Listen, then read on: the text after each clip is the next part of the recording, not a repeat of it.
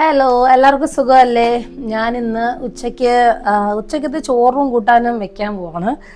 അപ്പം ഞാൻ എന്താ സാധാ വയ്ക്കുന്നതെന്ന് നിങ്ങളെ ചുമ്മാ കാണിക്കാമെന്ന് വിചാരിച്ചു.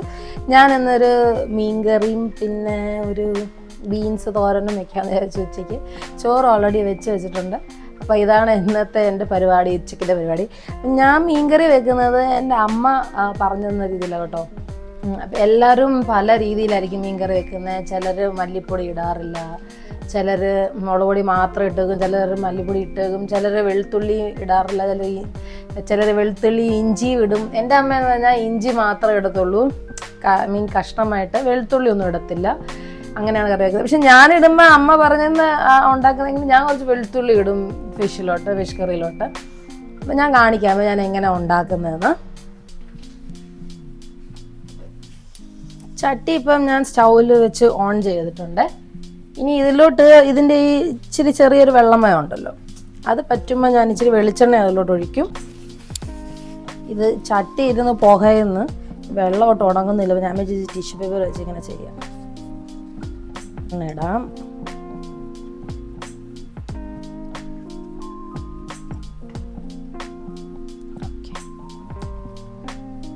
ഇത് മതിയായിരിക്കും.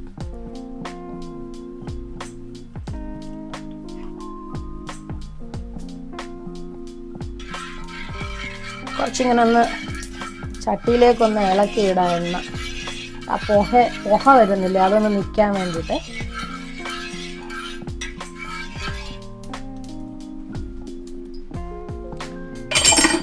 പിന്നെ ഞാൻ ഈ സാധാരണ ഇടുന്നത് ഞാനൊരു ശകലം ഉലുവ ഇങ്ങനെ കഷ്ണമുള്ള ഉലുവ ഇടും.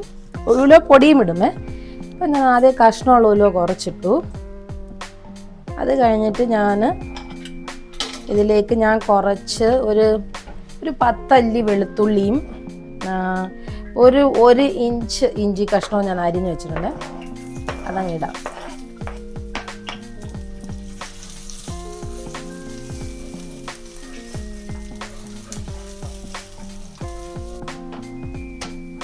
ഞാൻ വേറെ ഒരു ദിവസം മീൻ മുളകിട്ടത് ഞാൻ വെച്ച് കാണിക്കാം. ഇന്നിപ്പോൾ ഞാൻ ഇങ്ങനെയാണ് ഉണ്ടാക്കുന്നത്. അപ്പം ഞാൻ ഇന്നും കാണിക്കുക. എൻ്റെ വീട്ടിലൊക്കെ ഇച്ചിരി മല്ലിപ്പൊടിയൊക്കെ ഇട്ടാണ് മീൻകറി വെക്കുന്നത്. വെളുത്തുള്ളി ഇടില്ല, ഇഞ്ചി ഇടും. പക്ഷെ മീൻ മുളകിട്ടത് ഞാൻ വെക്കാറുണ്ട്. മത്തിയൊക്കെ വാങ്ങുമ്പോൾ ഞാൻ മീൻ മുളകിട്ടതാണ് വെക്കാറ്. അപ്പോൾ അതിൽ മല്ലിപ്പൊടി ഒന്നും ഇടത്തില്ല. ജസ്റ്റ് മുളക് പൊടിയും വെളുത്തുള്ളി ഇഞ്ചിയൊക്കെ ഇട്ടാൽ വെക്കുന്നത്. കുറച്ച് കൊച്ചുള്ളി കൂടുതലിടും. അപ്പോൾ നല്ല ടേസ്റ്റാണ് ആ കറിക്ക്, നല്ല കൊഴുത്തിരിക്കും. അപ്പം അതിന് മല്ലിപ്പൊടി ഇടുന്നില്ല നമ്മൾ. അപ്പം ഇതിൽ മല്ലിപ്പൊടി ഇടുമ്പം ഈ കറിക്ക് ഒരു കൊഴുപ്പ് കിട്ടും മല്ലിപ്പൊടി കാരണം.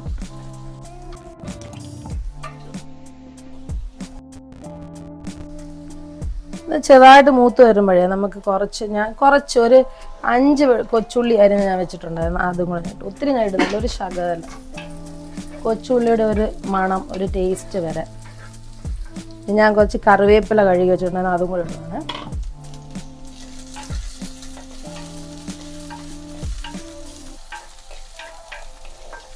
നമ്മൾ മീൻ മുളകിട്ടത് ഉണ്ടാക്കുമ്പോഴേ ഞാൻ തക്കാളി അതിലിടും. പിന്നെ നമ്മുടെ കുടംപുളിയും പിഴിഞ്ഞിടും. ഇതിൽ ഞാൻ തക്കാളി ഒന്നും ഇടുന്നില്ല, ജസ്റ്റ് കുടംപുളി മാത്രമേ ഇടത്തുള്ളൂ.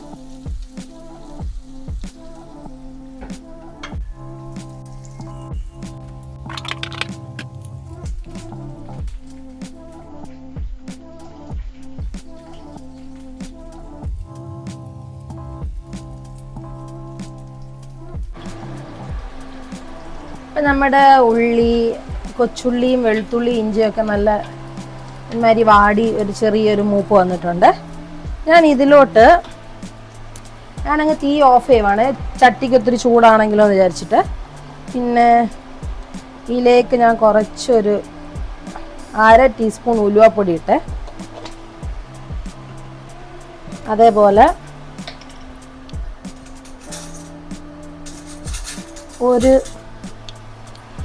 ഒരു ടേബിൾ സ്പൂൺ മുളക് പൊടി ഞാൻ എടുക്കാം. 1 ടേബിൾ സ്പൂണ്, ഒന്ന് പോരാ, ഒരു 1.5 എടുക്കാം. ബിക്കോസ് നമ്മൾ പച്ചമുളകൊന്നും ഇടുന്നില്ലല്ലോ. ഒരു 1.5 ടേബിൾ സ്പൂൺ മുളക് പൊടി ഇളക്കി കൊടുക്കാം. പിന്നെ അതിലേക്ക് തന്നെ ഒരു 3/4 ടേബിൾ സ്പൂൺ മല്ലിപ്പൊടിയും കൂടി ഇട്ട് കൊടുക്കാമേ. ഒത്തിരി അങ്ങ് മല്ലിപ്പൊടി ഇട്ടാലും ശരിയാവില്ല, അതുകൊണ്ട് ഇങ്ങനെ ഇട്ട് കൊടുത്ത് പിന്നെ കുറച്ച് മഞ്ഞൾപ്പൊടി.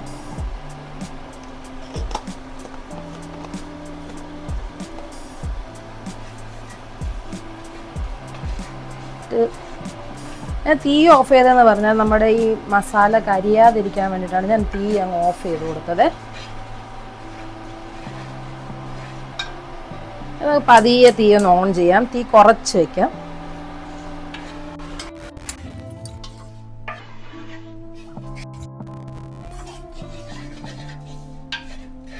നമുക്ക് കാണുമ്പോൾ അറിയാലോ ഒത്തിരി അങ്ങ് മസാല കരിയുകയും ചെയ്യല്, എന്നാൽ ഈ മസാലയുടെ പച്ചമണവും പോകണം. അപ്പോൾ ആ ഒരു രീതിയിൽ നമ്മൾ ചെറുകെ ഇങ്ങനെ ഒന്ന് ഇളക്കി കൊടുക്കണം.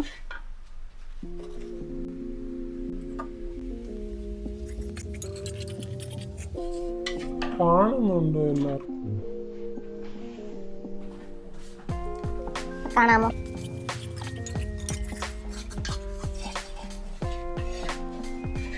ഇനി നമുക്ക് ഇതിലോട്ട് ഞാൻ കുറച്ച് കൊടംപുളി കൂത്ത് വെച്ചിട്ടുണ്ടായിരുന്നു, അത് ഞാൻ ഒഴിക്കും.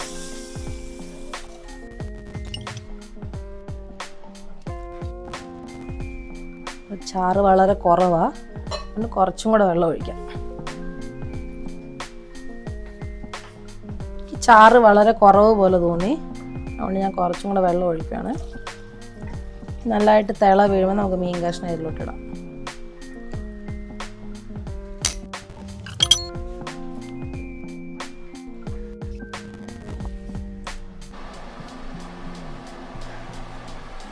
ഇപ്പം കണ്ടില്ലേ, നല്ല മസാല എല്ലാം നല്ല തിളച്ച് വന്നിട്ടുണ്ട്. തിളച്ച് വരുമ്പോൾ ഞാൻ ഒരു മീനിൻ്റെ തല ഉണ്ടായിരുന്നേ, അപ്പോൾ അതങ്ങോട്ട് ഇടുക പതിയെ. ആൻഡ് അധികം കഷ്ണമില്ല കേട്ടോ, ഞാൻ വറുത്ത മീനിൻ്റെ ബാക്കി കഷ്ണങ്ങൾ ഇരുന്നത് ഞാൻ കറിയാക്കാൻ വിചാരിച്ചു. തലയാണ് ഏറ്റവും വലുത് ഇതിലുള്ള.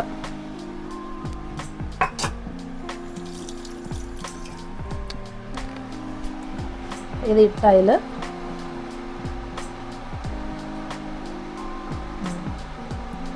ഞാൻ ഉപ്പിടാൻ മറന്നുപോയി കേട്ടോ, കുറച്ച് ഉപ്പിടാം നമുക്ക്.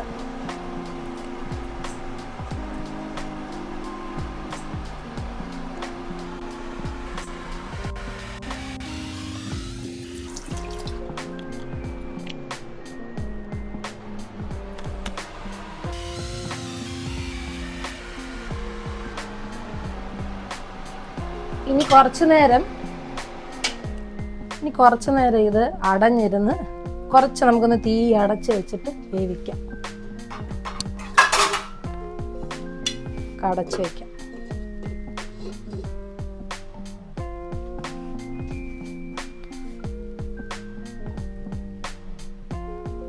ഒരു 10 മിനിറ്റ് വെച്ചാൽ മതി കേട്ടോ, അപ്പത്തേന് വേവും. മീൻകറി നമ്മുടെ ഓൾമോസ്റ്റ് ആയിട്ടുണ്ട്, കണ്ടില്ലേ, നല്ല തിളയ്ക്കുന്നുണ്ട്, ആയിട്ടുണ്ട് ഓൾമോസ്റ്റ്.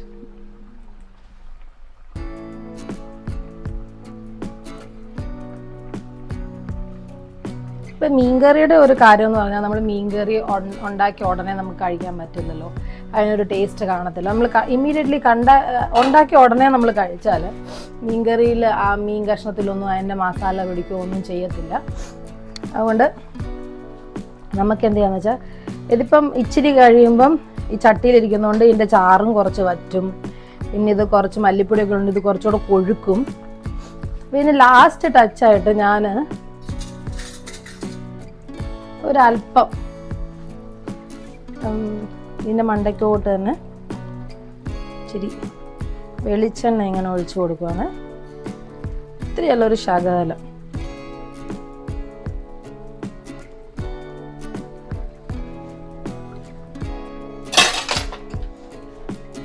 ആൻഡ് കറിവേപ്പില ഞങ്ങൾ അങ്ങോട്ട് ഇട്ട്. അപ്പോൾ മീൻകറി റെഡിയായി. നമുക്കിത് അടച്ചു വെക്കാം. കഴിക്കുന്ന നമ്മളിനി ഒരു 1 hour കഴിഞ്ഞെങ്കിലും കഴിക്കണം. ആക്ച്വലി ഉണ്ടാക്കി വെച്ച് പിറ്റേ ദിവസം കഴിക്കുന്നതാണ് ഏറ്റവും ടേസ്റ്റ്. പക്ഷേ ഏതായാലും ഉച്ചയ്ക്ക് കഴിക്കേണ്ടതുകൊണ്ട് ഒരു മണിക്കൂർ കഴിഞ്ഞ് നമുക്ക് എടുക്കാം. അപ്പം അതിൻ്റെ പുളിയും മുളകും എല്ലാം ഇറങ്ങിയിട്ടുണ്ടായിരിക്കുമ്പോൾ നല്ല രുചിയായിരിക്കും അന്നേരം. അപ്പോൾ ഇത് റെഡിയായി കേട്ടോ. ആ മീൻ കറി ഞാൻ വച്ചത് നല്ല സെറ്റായത് ഞാൻ കാണിക്കാൻ വേണ്ടിയിട്ടാണ് ഞാൻ ലാസ്റ്റിൽ ഇതൊന്ന് ആഡ് ചെയ്യുന്നത്. ഇതൊന്ന് കണ്ടോളൂ. അപ്പം മീൻ കറി നല്ല ഇതായിട്ട് വന്നിട്ടുണ്ട്, നല്ല ഉറച്ച് ചാറൊക്കെ നല്ല ഇതായിട്ട് വന്നിട്ടുണ്ട്. ഇനി ഇത് കഴിക്കാൻ അടിപൊളിയായിരിക്കും. Thank you. ഞാൻ പോവാം. അപ്പം നിങ്ങൾക്ക് ഈ വ്ളോഗ് ഇഷ്ടപ്പെട്ടെങ്കിൽ ലൈക്ക് ചെയ്യണം, സബ്സ്ക്രൈബ് ചെയ്യണം, ഷെയർ ചെയ്യണം. ഞാൻ മുമ്പ് പറഞ്ഞിട്ടുണ്ട് ഞാൻ വലിയ കുക്കൊന്നുമല്ല. പക്ഷെ ഞാൻ എൻ്റെ ഡെയിലി റൂട്ടീനിൽ ഡെയിലി എന്നും ഞാൻ എന്തൊക്കെയാണ് ആഹാരം കൊടുക്കുന്നത്, എൻ്റെ രീതിയിൽ ഞാൻ ഇങ്ങനത്തെ സിമ്പിളായിട്ടാണ് വയ്ക്കാൻ ശ്രമിക്കുന്നത്. അതൊക്കെയാണ് നിങ്ങളിതിൽ കാണിക്കുന്നത്. അപ്പം നിങ്ങൾക്ക് ഇഷ്ടപ്പെടുന്നുണ്ടെങ്കിൽ എന്നോട് തീർച്ചയായും കമൻറ്റിൽ പറയണം കേട്ടോ. Thank you so much. Bye bye. ഇനി മറ്റൊരു വ്ളോഗിലൂടെ വരുന്നിടം വരെ എല്ലാവർക്കും നന്ദി. ആൻഡ് എല്ലാവരും take care and bye bye. See U.